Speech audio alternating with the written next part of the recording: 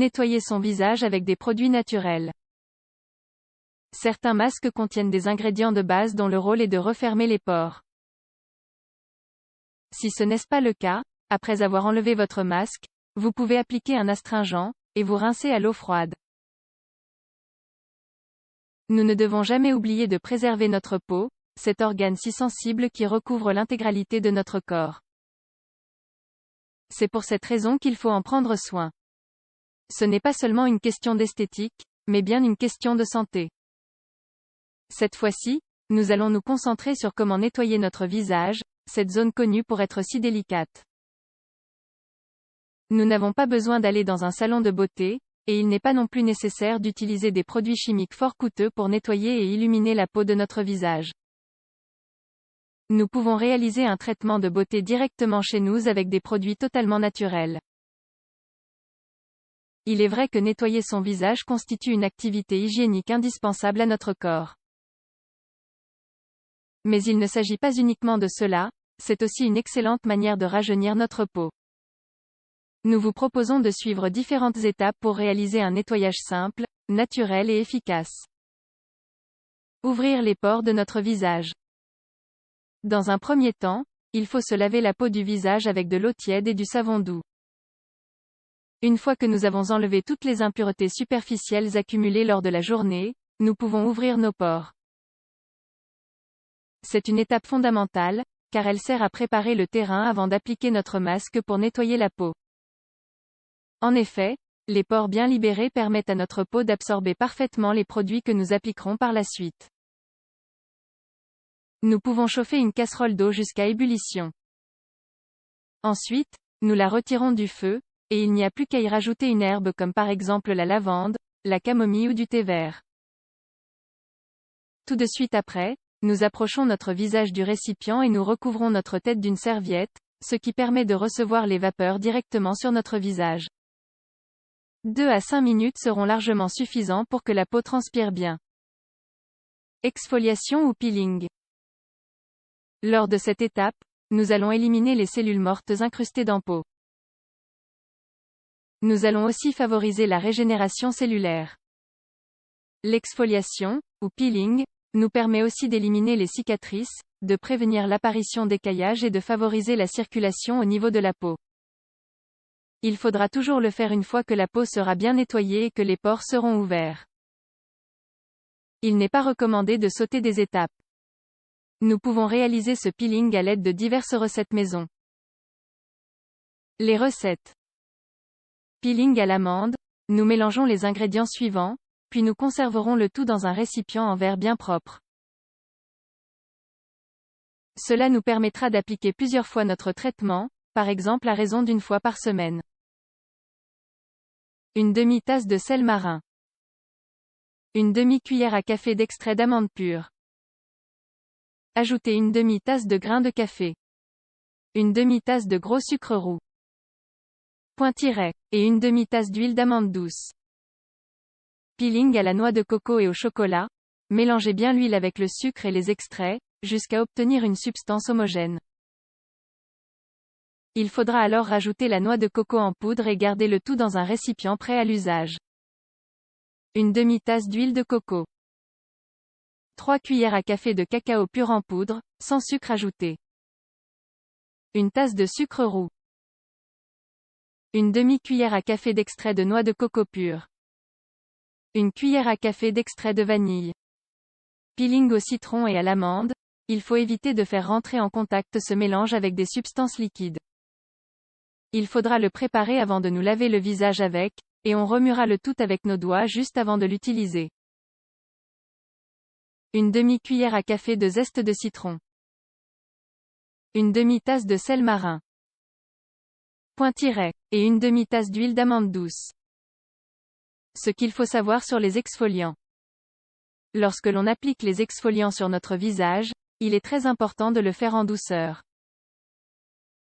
Il faut faire un massage circulaire sur toute la peau de notre visage, en effectuant une légère pression. On utilisera un coton antiseptique destiné au maquillage. De cette manière, nous éliminons toute la saleté présente ainsi que les cellules mortes. Nous pouvons donc continuer notre traitement naturel après cette étape. Nous pouvons laisser la pâte agir pendant une vingtaine de minutes, puis nous laverons notre visage de nouveau à l'eau tiède. Juste après, nous pouvons enlever de notre peau les boutons et les points noirs présents sur notre peau. C'est le seul moment opportun pour le faire, car dans d'autres cas, nous risquerions d'abîmer notre peau et donc de provoquer des infections. Masque du visage. Une fois que notre peau est bien nettoyée, exfoliée et sans impureté, nous pouvons appliquer un masque du visage naturel. Le masque correspondra aux besoins personnels de chacun.